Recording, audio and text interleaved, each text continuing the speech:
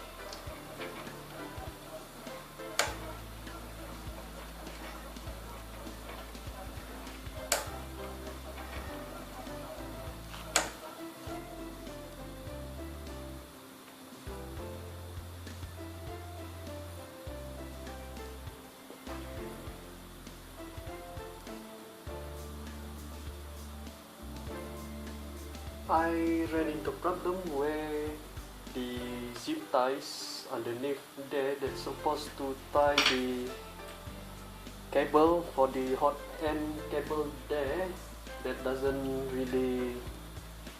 that is independent compared to the back of the carriage over here. It hit with this protruding screw over here. I'm not sure if I'm able to change into a much shorter screw because this screw is protruding by about 2 mm and it hit with the head of the zip ties earlier, so I'm going to restart the calibration process.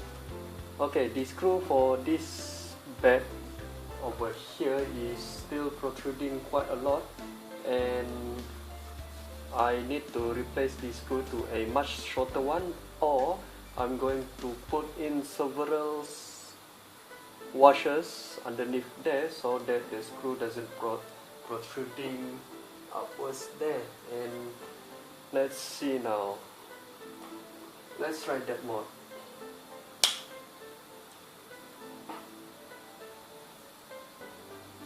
So I believe this is 8mm M3. Let me try to find a ruler. I have Wallet Ninja over here, and let's align this. Okay, it is actually M3 by 10. Hopefully you guys can see that. There, M3 by 10. And I'm going to replace this with M3 by 8 instead. I got M3 by 8. This one. And let's see if it really fits in there.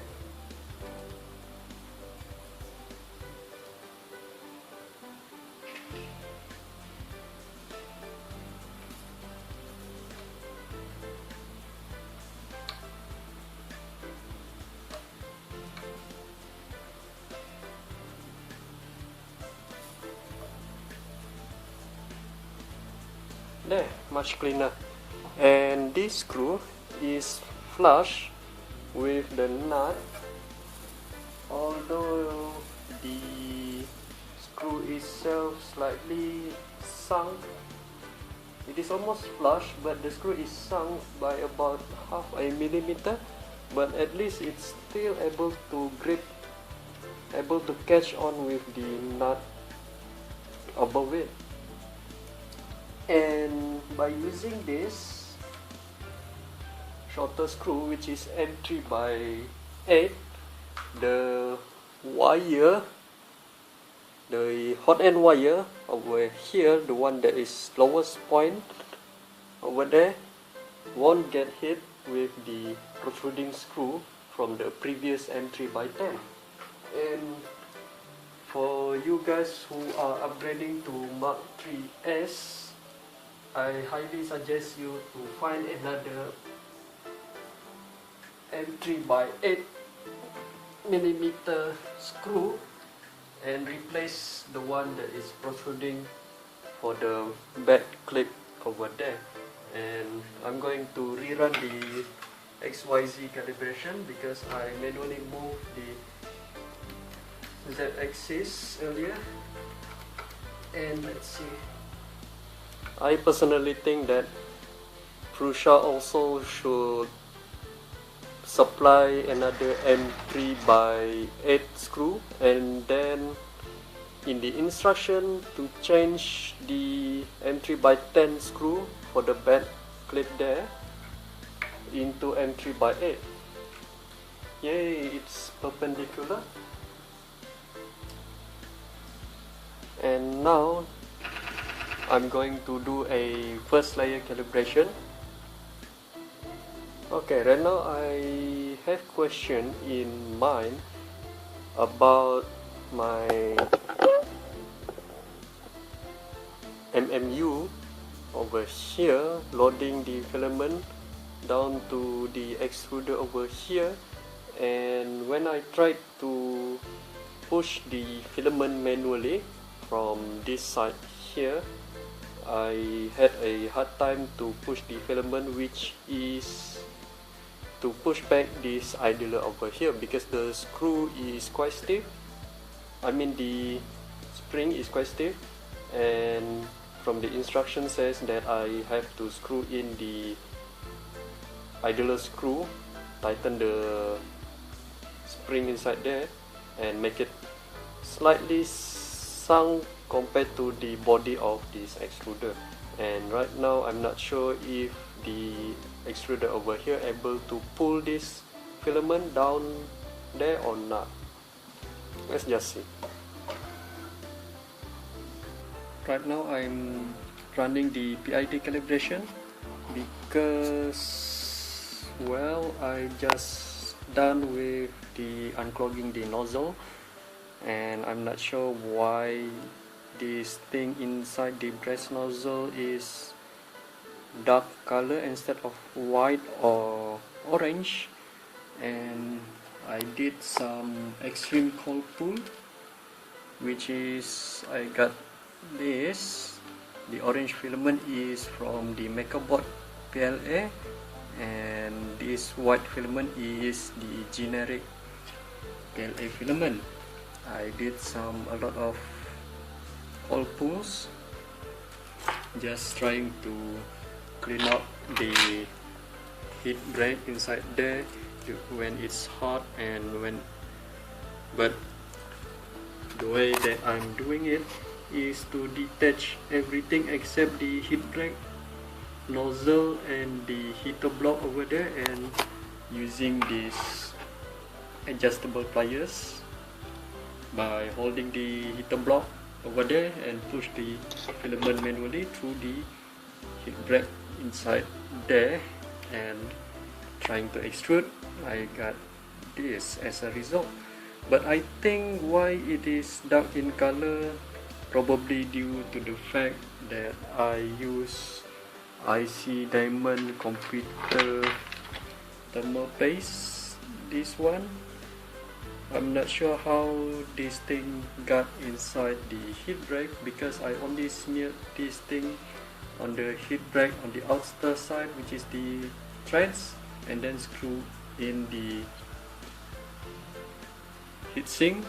And the excess, I was sure that it was on the outside, and I did wipe it off. Right now the PID calibration is done, and I'm not sure yet about the self-test. I'm going to run the self-test later on off the camera. Also, I should be trying out the extrusion by preheating with PLA and then manually pushing this filament through here and move the extruder axis manually. Okay, it's pulling in right now. The screw tension is per the instructions. Slightly sink inside there. It was originally around negative 811 millimeter, and let's see if we have extrusion. Okay, finally we have extrusion. We're gonna inspect the color of the filament being extruded through the nozzle shortly. The color seems good, but over here is brown in color, but shouldn't be a problem because we have a good consistency over here, but not at the start, which is orange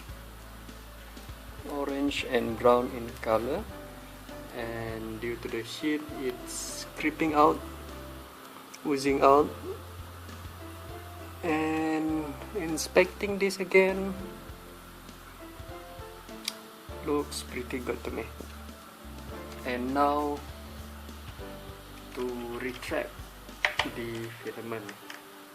So this is the end of the filament inside there. Looks clean so far. Didn't have any residue other than white only. No other stains. And putting this thing in, let's try having our first layer calibration. Mark 1.2mm PLA Mark 3 MMU2. There's that, filament 1. Should be pulling in.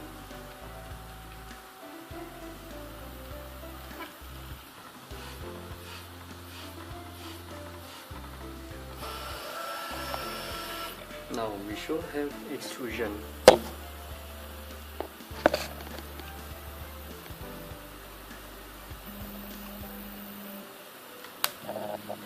Yep, we have extrusion.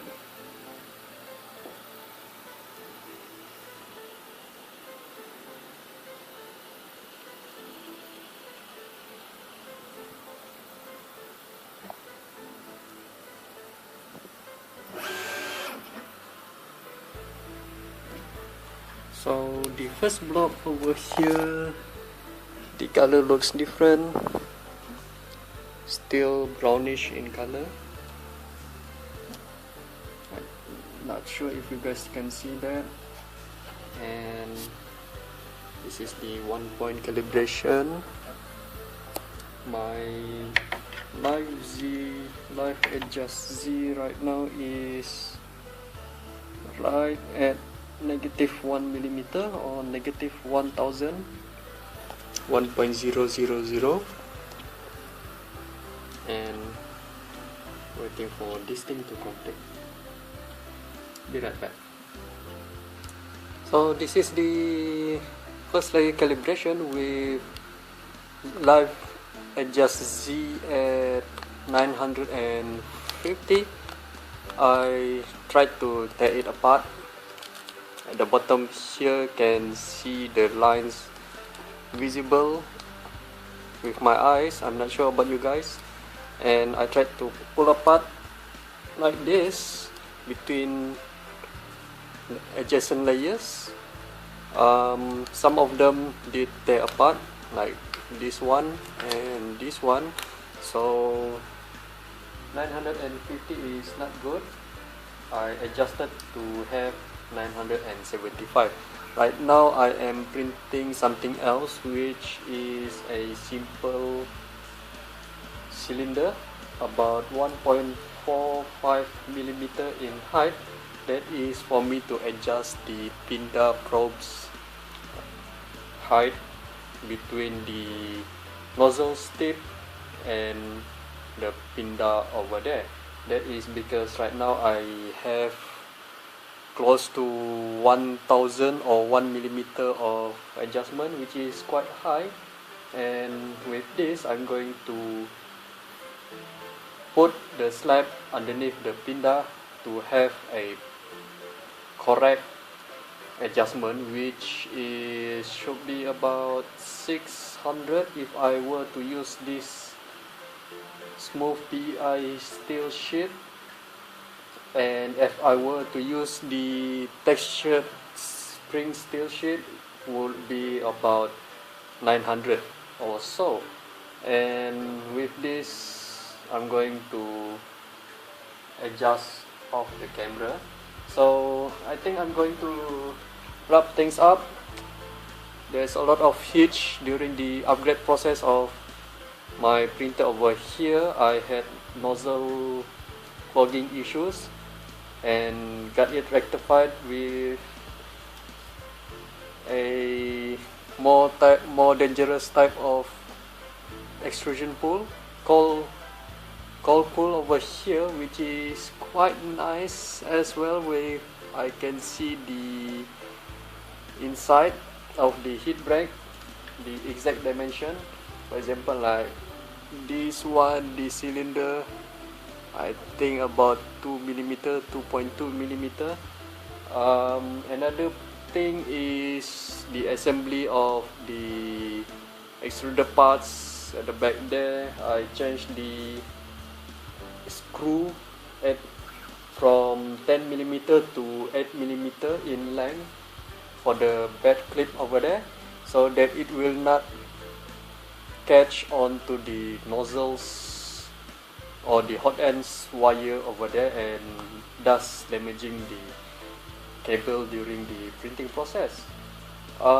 Anything else? Nothing, but I was thinking to print the FS level, filament sensor level, to put inside there, although I am using the MMU2 at the top over there, and the IR sensor was smooth at the top here. But I'm going to print it anyway and put it inside, and I think that is it. So thank you for watching this lengthy video. If you find this video quite helpful, please share this video to your friends or your community members. Do subscribe to my channel if you haven't, and it will help my channel grow as well. If you want to see more future video like this video, if you like it. And Ashraf signing out. Peace guys.